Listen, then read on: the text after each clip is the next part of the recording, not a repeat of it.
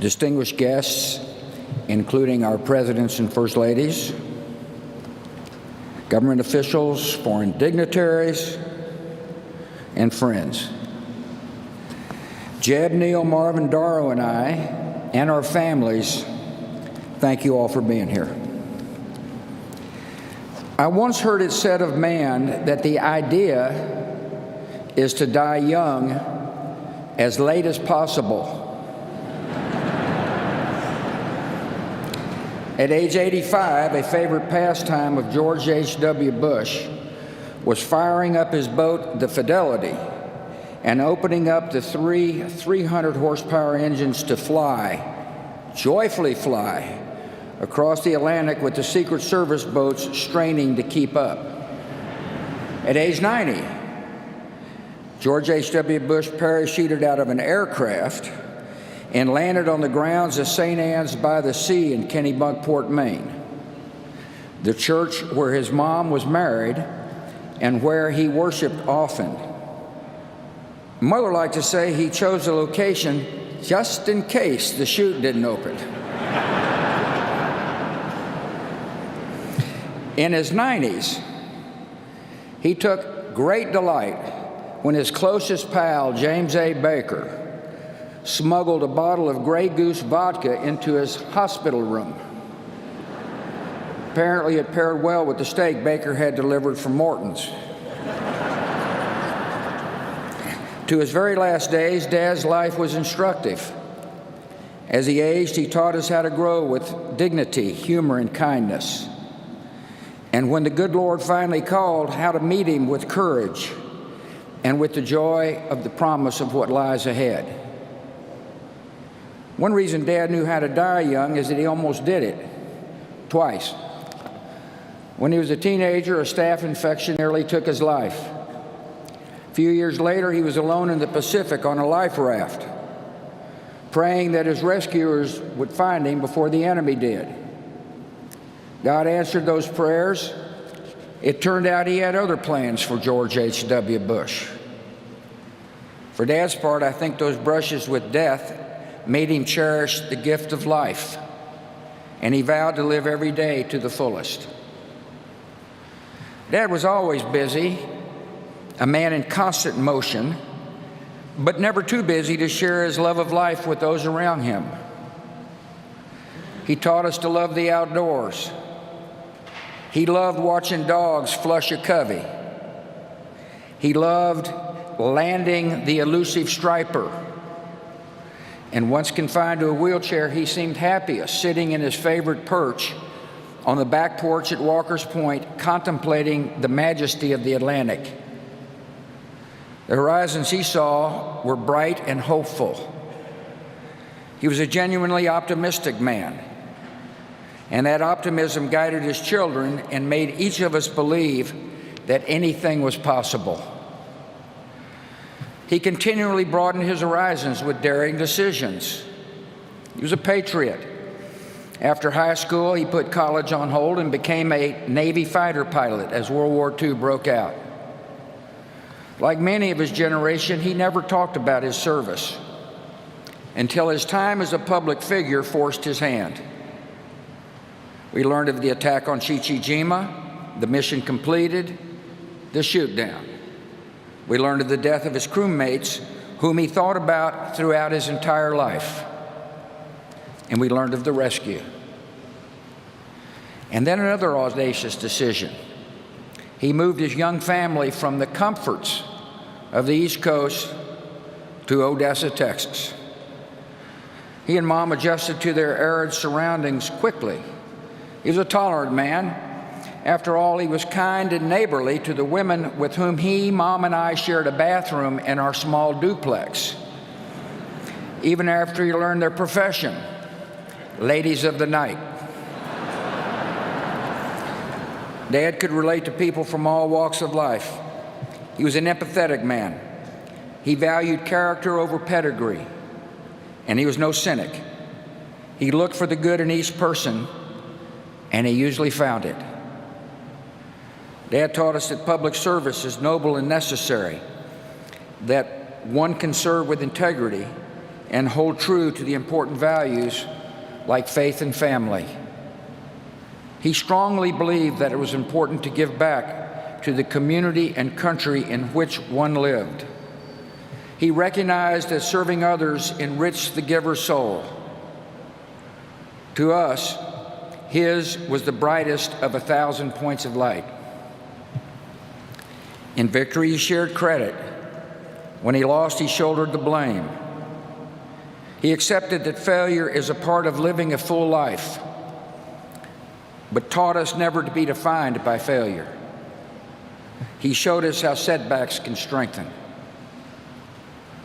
None of his disappointments could compare with one of life's greatest tragedies, the loss of a young child. Jeb and I were too young to remember the pain and agony he and Mom felt when our 3-year-old sister died. We only learned later that Dad, a man of quiet faith, prayed for her daily. He was sustained by the love of the Almighty and the real and enduring love of her mom. Dad always believed that one day he would hug his precious Robin again. He loved to laugh, especially at himself. He could tease and needle, but never out of malice. He placed great value on a good joke. That's why he chose Simpson to speak.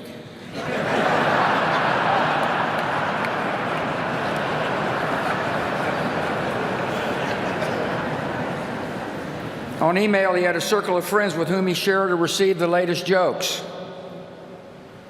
His grading system for the quality of the joke was classic George Bush. The rare 7s and 8s were considered huge winners, most of them off color. George Bush knew how to be a true and loyal friend. He nurtured and honored his many friendships with a generous and giving soul. There exist thousands of handwritten notes encouraging or sympathizing or thanking his friends and acquaintances. He had an enormous capacity to give of himself. Many a person would tell you that Dad became a mentor and a father figure in their life. He listened and he consoled. He was their friend. I think of Don Rhodes, Taylor Blanton, Jim Nance, Arnold Schwarzenegger, and perhaps the unlikeliest of all, the man who defeated him, Bill Clinton. My siblings and I refer to the guys in this group as brothers from other mothers. He taught us that a day was not meant to be wasted. He played golf at a legendary pace. I always wondered why he insisted on speed golf. He was a good golfer. Well, here's my conclusion. He played fast so that he could move on to the next event, to enjoy the rest of the day, to expend his enormous energy, to live it all. He was born with just 2 settings: full throttle, then sleep. He taught us what it means to be a wonderful father, grandfather, and great-grandfather. He was firm in his principles and supportive as we began to seek our own ways. He encouraged and comforted, but never steered. We tested his patience. I know I did. But he always responded with the great gift of unconditional love. Last Friday, when I was told he had minutes to live, I called him. The guy answered the phone, said I think he can hear you, but he hadn't said anything for most of the day. I said, Dad, I love you and you've been a wonderful father. And the last words he would ever say on earth were, I love you too. To us, he was close to perfect, but not totally perfect. His short game was lousy. He wasn't exactly Fred Astaire on the dance floor. The man couldn't stomach vegetables, especially broccoli. And by the way, he passed these genetic defects along to us. Finally, every day of his 73 years of marriage, Dad taught us all what it means to be a great husband.